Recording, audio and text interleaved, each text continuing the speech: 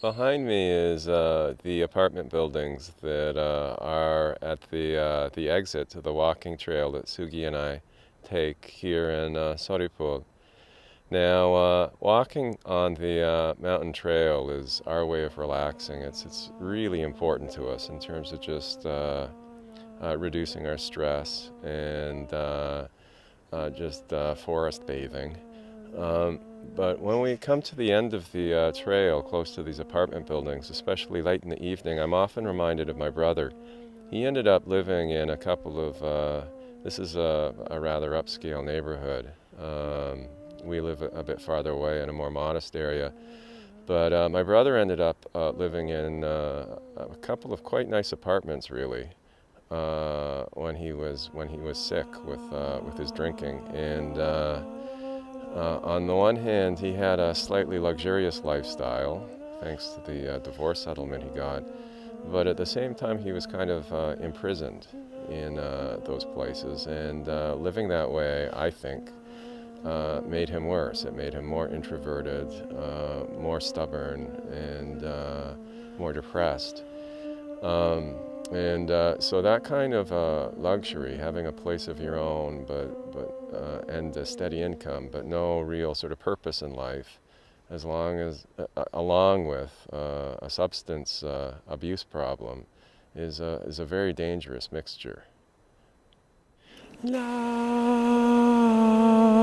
la la la la la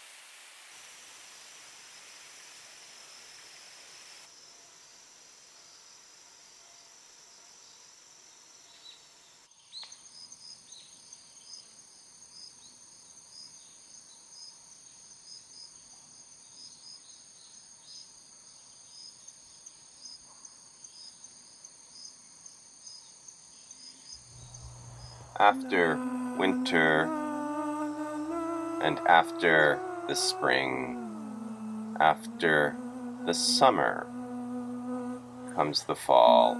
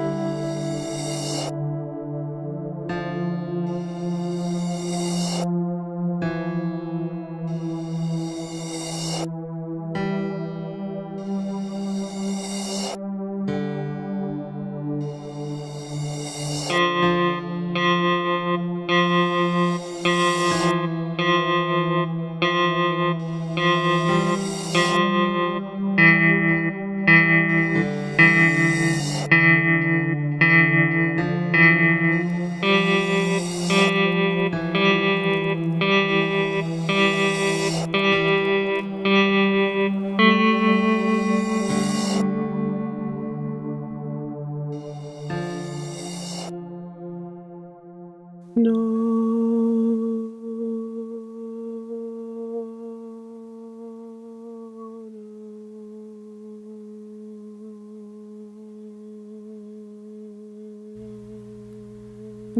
in. It's a cold day ending in downtown Montreal.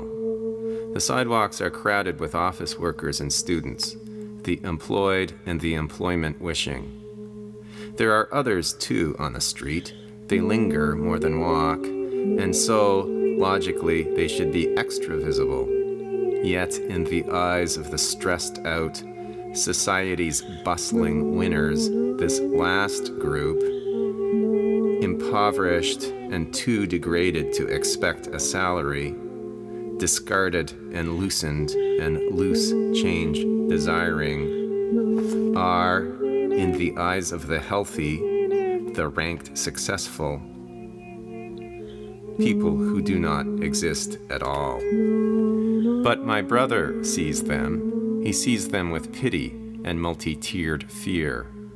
He, with his bad skin, bulging belly, dirty coat, smelly hat, is, in many ways, one of them. He wants what they're panhandling for.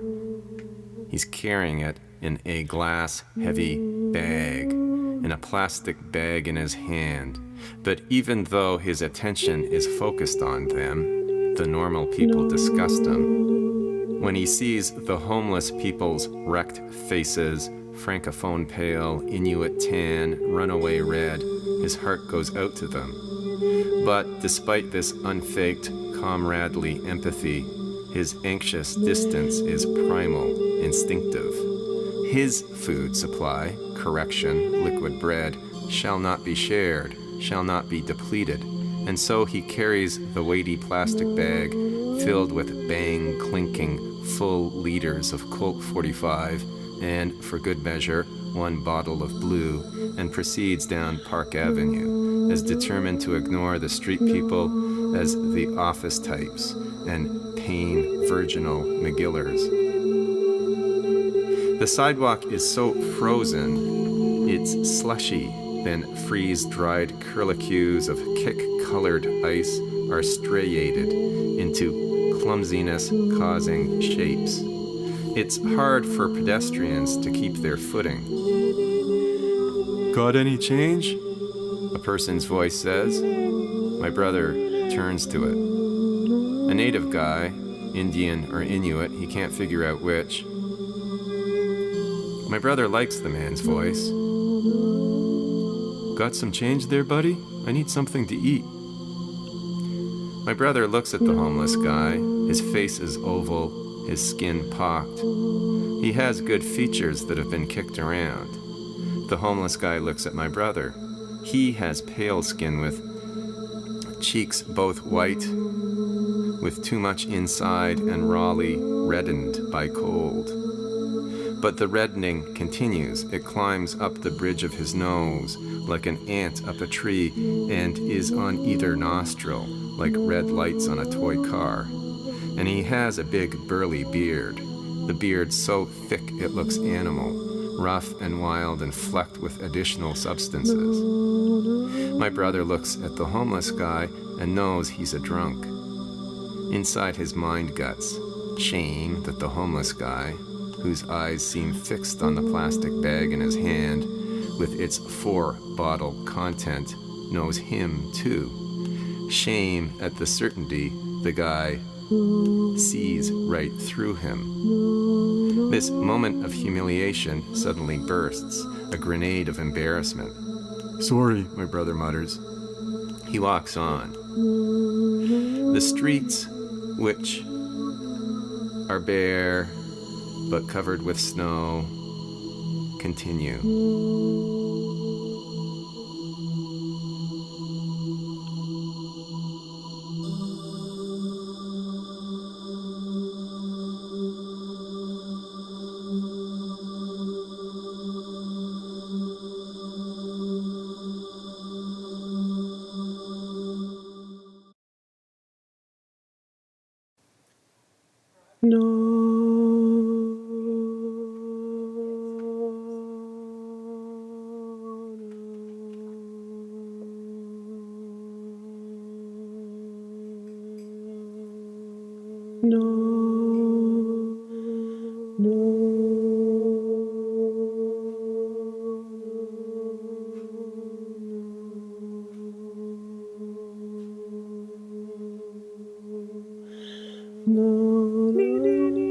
and the Earth, which has been continuing its spin, has moved Montreal further away from sunlight. And now the cloudy winter sky is at its deepest evening. The temperature drops another degree.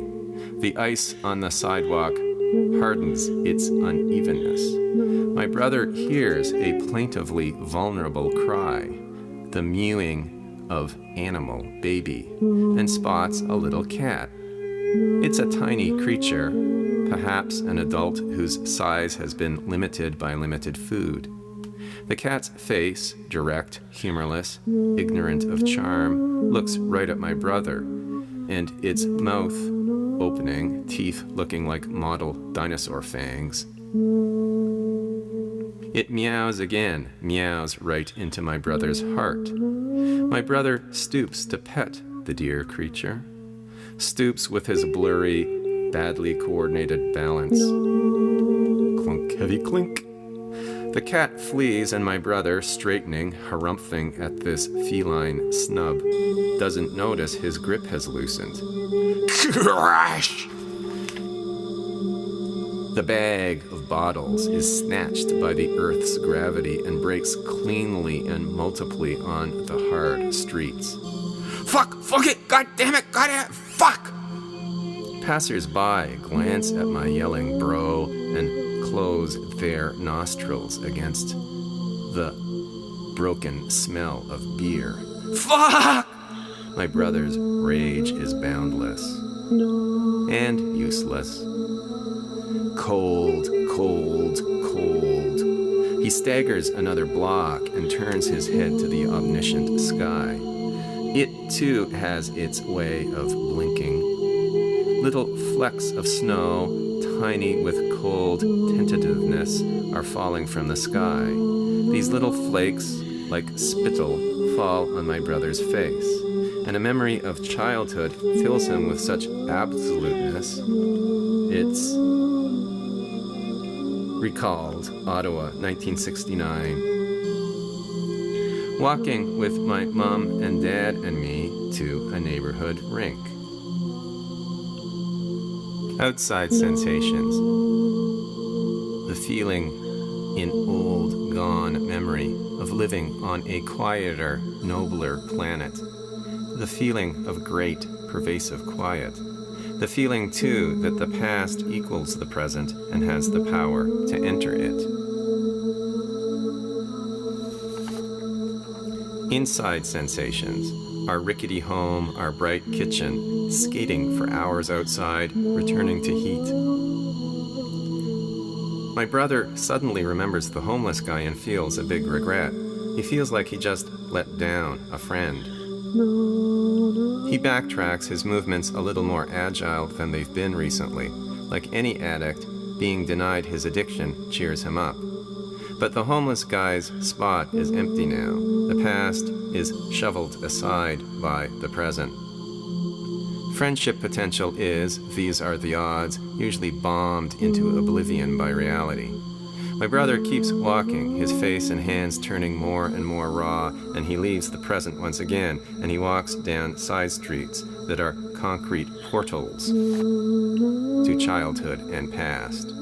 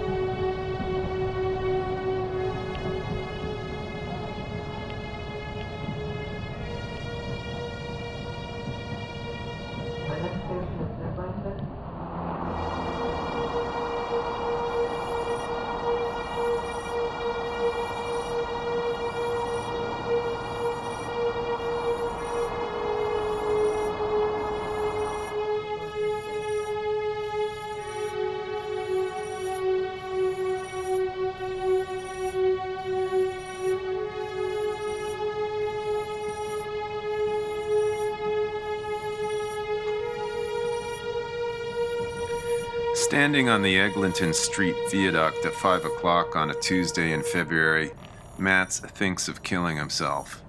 Again. It's what he always thinks about at this time of day. Suicide lately has become his secret shame, his melancholy turn-on. Matz knows what the varieties of depression are, or at least he's developed an inner vocabulary for their forms. Some have the synesthetic quality of color associations. Blue doesn't do justice to the choleric sadness which will sometimes run through his bloodstream. Instead, he thinks of a greenish brown, some horrible dankness entering his system and starting a moist rot. But this is different. It's not a state of mind which may be triggered by candida-linked foods or drinks. Instead, it's what he thinks of as, quote, warm depression, unquote, a frame of mind akin to crawling under a blanket and at first feeling warm there, but then, like a kid in a fort, feeling secretly too alone. However, Matz can't pinpoint a specific psychological trauma which would equal his depression. No one he knows has died, at least no one he's close to. Matz is still young in an average sort of way. He cannot perceive even a glimmer of the disaster that awaits his brother Gordon. Matt's life is lame, but it is average, and its averageness is what frames his sense of existence. All this is before the weird time warp that one enters with familial lunacy. His brother drinking so ferociously that alcohol is setting fire to his already inflamed brain, while his mother, suddenly so changed in personality that Matz will think she's had a stroke or is now insane, enables Gordon's process of self-immolation every step of the way, her self-righteous doctor and friends egging on the whole tragic mess because they have determined she is, quote, competent, unquote. Matt's most obvious problems now are of a boring sort. Even though he's unemployed, he has always been able to adopt an attitude of laissez-faire fatalism toward cash. He knows that if worse comes to worst, he can ask his parents for help. Despite the ignobility of a 32-year-old requesting money from dad, Matz isn't one to let his pride interfere with his ability to eat. Still, a hurt agony gnaws at him. He remembers his acquaintance, John, the bad poet who never really achieved the level of artistic competency he was aiming for, who finally got attention by slitting his wrists and proving he was a badass of depression. All those minimalist quatrains about blood and free verse scribblings about self-mutilation finally acquired some legitimacy. And Matz also wonders if there isn't more than a speck of artistic vanity which drives him to want to leap into the fame of a body sprawled on the ground. Ending it all would guarantee at least a modicum of notoriety on the local lit scene. But this isn't the point, and wasn't of John's suicide either. John had been seriously depressed for a number of years before the act. This was one reason why John and Matz were never close. John was too busy going on alcoholic binges for any real friendship to develop. So when Matz heard roughly a year ago that John had killed himself, he felt shock, the shock of those who hear what they'd thought was so likely that they'd never hear it. Matz looks into the distance. The sun, almost set, looks like a nickel dropped in a panhandler's basket, too small a denomination to help. Below, the cars of the Don Valley Expressway form a beautiful set of curved lines, two of the lines red, two white. The expressway looks like a ribbon of diodes, but behind Matz, on the viaduct, the rush hour traffic is malevolent. The cars make a swishy, air-like sound. They sound like rubberized hair dryers. They look vain and judgmental. Their headlights glow goadingly as if to disapprove of Matt's poverty and bad skin. Suddenly, grief pools behind Matt's eyes. He's not sentimental enough to think the cause is John, but he remembers the last time the two of them met. It was on a winter day just after noon. It was sunny. The light was so sharp it was like putting on glasses. It improved vision. "How you doing?" John said. He was wearing a beret, a black leather jacket, and black pants. His face looked pasty and half-risen, dough not yet ready to bake. Even his voice seemed yeasty, as if a cheap beer was brewing in his intestines. "Let's go for a coffee sometime," he said. In a month he was dead. Mats clambers on top of the viaduct's thick rail. Suddenly seeing the precipitous drop on the far side, a fantastic rush of fear surges through him. He is so scared that he feels he might simply fall from frightened imbalance. But then he centers himself and straddles the rail so that he won't lose balance. And there he sits for 3 minutes, one leg on either side of the rail, and wondering whether he has the guts to live fully and jump. A woman passing him looks at him with urban apprehension. She's carrying 2 bags of groceries. She's middle-aged. She has the frightened expression of a teacher in a violent school. Mats ignores her and looks down at the gloom of the small river. "Are you all right?" the woman says. Her voice is distant. She has turned around, but she's still a few yards away from him, afraid of getting closer. "I'm fine," Matt says. His first reaction is anger. The woman is meddlesome. She can't see that he, like an acrobat, is concentrating. Son to mother, "I'm busy!" He glares furiously at her. She doesn't move, however, and so Matt sullenly clambers back to the sidewalk. Now, standing again on cement, he feels a great involuntary relief. Not wanting the woman to see this, he quickly leans down to pick up his backpack. "You looked sad," the woman is saying. She's closer now. Matt starts to mutter a grouchy, polite, "Yeah, well." His voice trails off. He looks at the woman. She's very plain. She has a slight scar on her cheek, as if she's been burned in an accident. Then suddenly it occurs to Mats that she's always been dismissed by others as quickly as he's dismissing her. This seems very moving to him. He feels disproportionately choked up. He tells himself it's because he's still gunned with adrenaline. Nonetheless, a little blade seems to cut his heart. He walks away quickly, afraid he'll lose control of himself. When he gets to the subway station, he settles down. He looks at the crowd around him, especially the women. For the first time he can remember, he looks at all the women, the older ones as well as the young, the homely as well as the beautiful. The anonymity of most people strikes him, the way in which life is unrewarded by the minor fame of attention. By the time Mats gets home, he's frigid. He slams the door of the semi-dilapidated house he lives in shut. But being inside doesn't warm him up very much. The Victorian wallpaper of the hall and dark brown wood of the door also seem cold. The house is very cold and quiet. None of his roommates are home. All the lights are out. Then the asthmatic furnace in the basement kicks in and starts to wheeze air out of the vents. Matt listens to it. His breathing is very shallow. This makes the cold penetrate deeper into his chest. Then warmth starts to bloom inside of him. Matt feels his heart generate a burst of heat. It's pleasant, the way opening an oven door is pleasant, but it doesn't stop. The heat rises up his spine where it infiltrates his brain and cerebellum and tear ducts. As if viewing his body externally, he can step back from himself and see a thin, eccentric figure wearing a grubby parka standing in a dark hall. He can see that his face is too thin, that an immense splotch of eczema travels from his forehead to his lips. He has 2 pimples and, on his neck, a purple scar from a third. His hair is thinning. He looks like a homeless monk. His disposability strikes him. He is virtuous, but he is garbage. And it's at this moment of self-loathing that he realizes even though he is nothing, he is still, from some point of view he can't put his finger on, loved. And, almost as if he's taken a gun and pressed it against his temple, his rapid movement from self-hate to self-acceptance triggers sadness, and he starts to cry.